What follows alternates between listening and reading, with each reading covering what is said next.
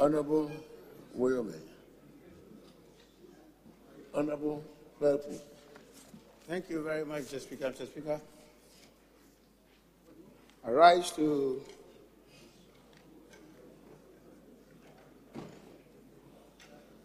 contribute to the debate that was moved successfully by the Finance Minister and ably seconded by Dr. Marcus Bebua.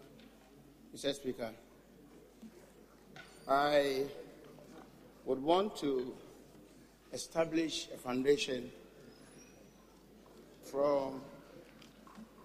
by making a reference to the coordinated program of economic and social development policy of this government, which starts from the 2017 through to 2024. And, Mr. Speaker, I want to quote a portion on page 34. And that, I quote, Mr. Speaker, Ghana has participated in various sporting events over the years. Most of the investment in sports over the years in Ghana have been in football, at the expense of others. In addition, not enough attention has been paid to school sports, which although they promote health and career pathways. Mr. Speaker, one has actually diagnosed the problems of sports and in talent identification, and there's a need for some effective collaboration between the schools through the Ghana Education Service and the ministry. And that was the reason why in putting the laws together at the time, if you refer to Act 934, which is the Sports Act 2016, the National Sports Authority has been well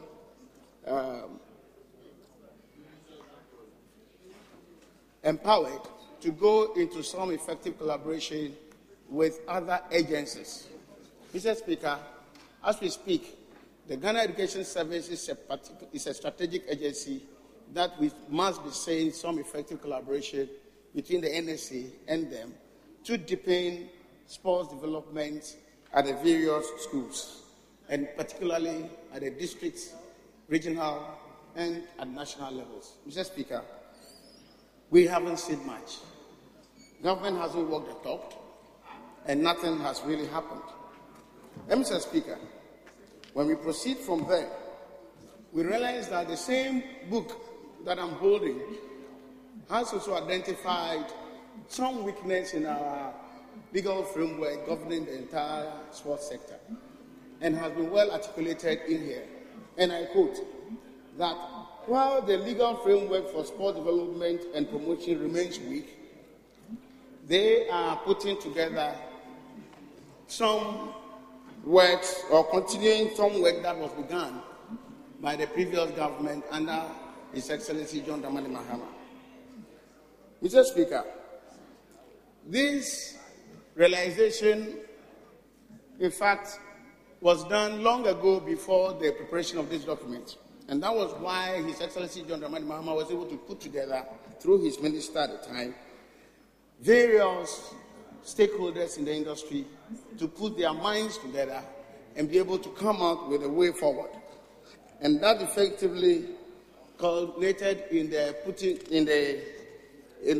bill that was introduced to this House, which eventually this House successfully passed and was assented to by His Excellency the President at the time. That definitely needed an ally to get it operationalized.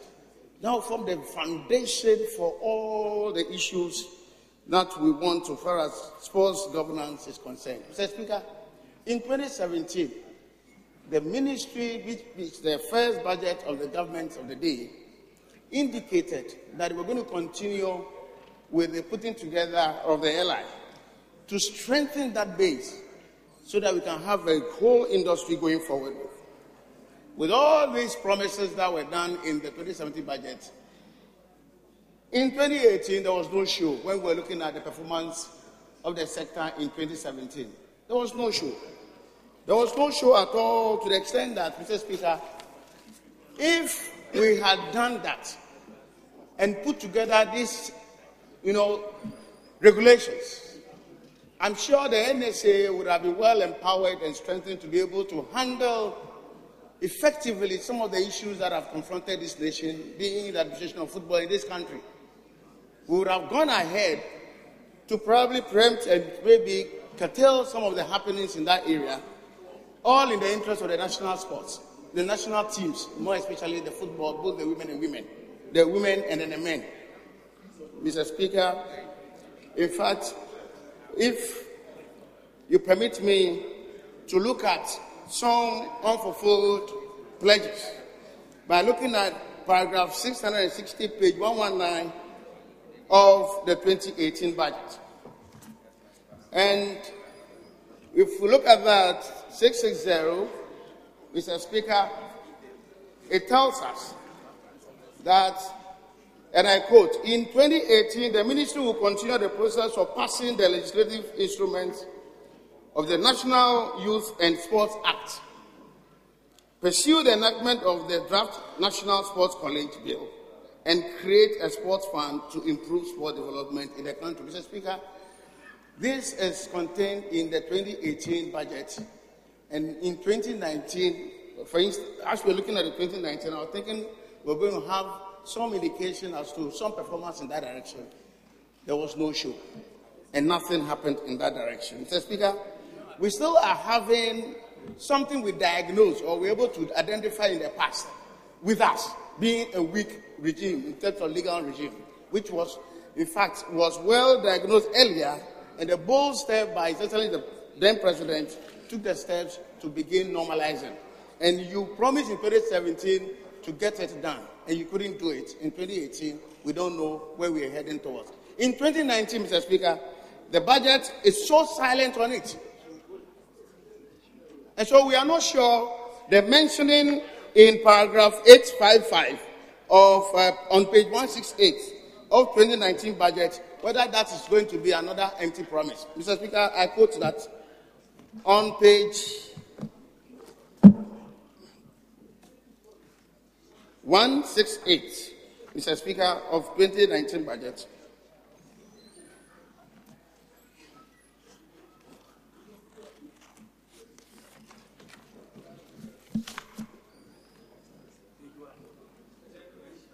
Paragraph 855. Mr. Speaker, I quote, in 2019, the ministry will organize 2 sensitization workshops, each on regulation for the Youth and Sport Act. It will also organize a final consultation workshop on the National Sports College Bill, as well as continue with the revision of the 1994 National Sports Policy. Mr. Speaker, taking a cue from the happenings of the past in terms of 2017, the pledges and promises, 2018, all not fulfilled. How sure are we whether His Excellency the President is going to really help to get this thing realized? This is another thing. Probably we could say safely another empty promise in the office. Mr. Speaker. Mr. Speaker. 2 minutes.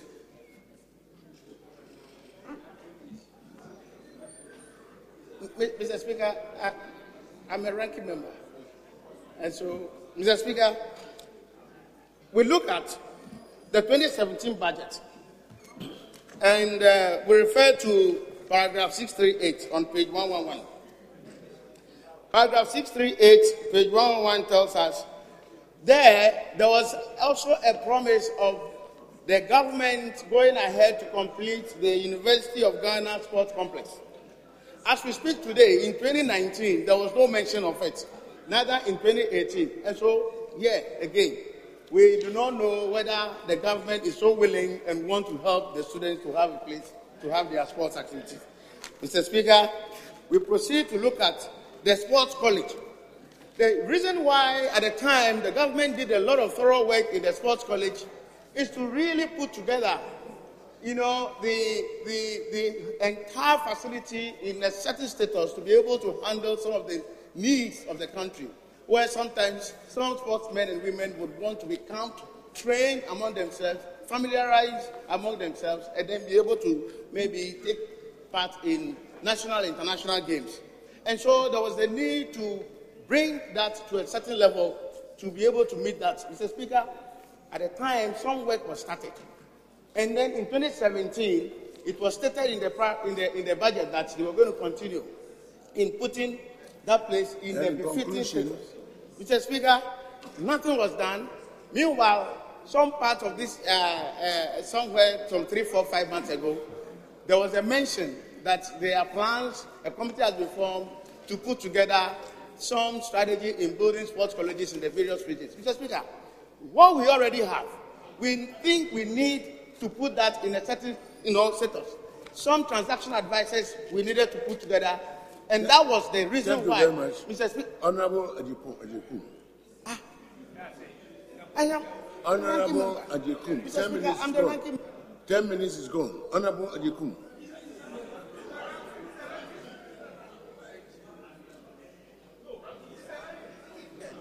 Mr. Speaker, the agreement was that rankings were going to use 15 minutes, and then all other persons will use 10 minutes. So, Mr. Speaker, here's a ranking. Very well. 50 minutes. You are fine.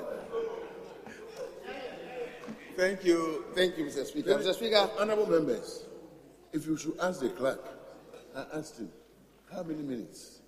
And I was duly advised. Mr. Speaker. And if, for example, I've now been advised otherwise, don't make noises that don't portend well for the House. Honorable, you may go on.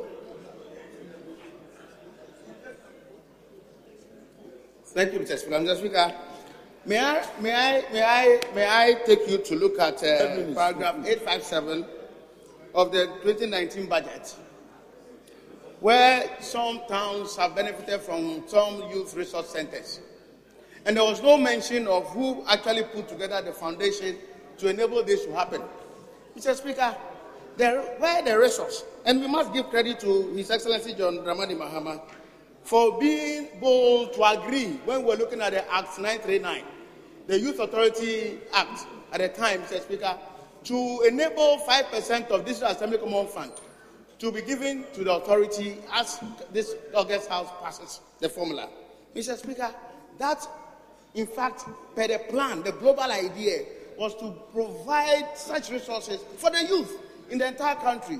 And so when this is being done all over, Mr. Speaker, it's just befitting to give recognition to who the recognition is due. And His Excellency John Dramani Mahama should be applauded for putting together the foundation, and of course, to enable this to be happening. Mr. Speaker, we proceed from there and look at, Mr. Speaker, the youth sector. Some promises were done in 2017 so far the youth concerned. And may I refer you to 2017 budget, paragraph 635, page 112, Mr. Speaker. Paragraph 635, there was a promise in that budget that the government in 2017, the ministry intends to set up a youth development authority to harmonize and coordinate all government-sponsored youth initiatives across the country. We are looking at 2019 budget, Mr. Speaker, and in that particular budget, there has never been any mention of it. No show as to whether really government intends really carrying that out. And then bringing the various youth initiatives together and all that. Nothing is happening. And so what we see is this disjointed and non-coordinated way of approach to the youth issues in this country, where we really are not sure we have put together the way to measure performance in that area. Mr. Speaker, in fact, critical is when we're looking at the law, we were able to identify the need to have youth federation. And that is something that, of course, the youth authority ought to have put together. And in fact, if I quote a portion under the objects of the authority, Article 2 in the Article 3, subclause D, the authority to achieve the objects under Section 2, the authority shall, in collaboration with the Ghana Youth Federation, organize annual youth conferences at the national, regional, and district levels. Mr. Speaker, as we speak now, that has not been done. And so my worry is this. Already in this particular budget of 2019, there's been some achievement stated in there of about 3,000 people having benefited from ICT training. The issue is this: how were they selected? How fairly were they selected to participate in this? And if you don't have the Youth Federation, which is supposed to be the amalgamation of various youth groups in this country, irrespective of their political persuasion and their background and all that, how were they selected to participate and eventually, benefit from some of this? If we don't have the Youth Federation in place, the worry is this: we do not know. And Mr. Speaker, if you look at all this, you will realize that we have a good, in fact, issues to really talk about, which really is an issue that should bother us. And I must say that, Mr. Speaker, the Youth Federation, there are several benefits we can derive from it. We are here deciding and taking decisions for the youth, without the youth themselves participating and deciding on what they think is best for them. Give them the opportunity through maybe some form of parliament, youth parliament, and so on and so forth, to discuss issues that are topical to their welfare and well-being. It is through this youth federation where you bring broad numbers of such persons together and be able to tap from them what they think are the issues that must be tackled. So we don't do that kind of top-down approach, where we decide in our boardroom what must affect the youth in Sugakope or Dabala somewhere. Mr. Speaker, we need to give the youth some platform to enable them to speak on what they think are their problems, and of course suggestions with regard to the way forward. So it is very important that the Youth Federation seriously must be in place. This law is being operated without all the requirements in place. Mr. Speaker, these are very, very, very germane, and we'll really call on the government to really do what ought to be done so far as the calls on this law is concerned. That we need. Mr. Speaker, I would want to thank you very much for this wonderful opportunity to contribute to the statements of the budget as was presented by the Finance Minister and well seconded by the Chairman of the Finance Committee.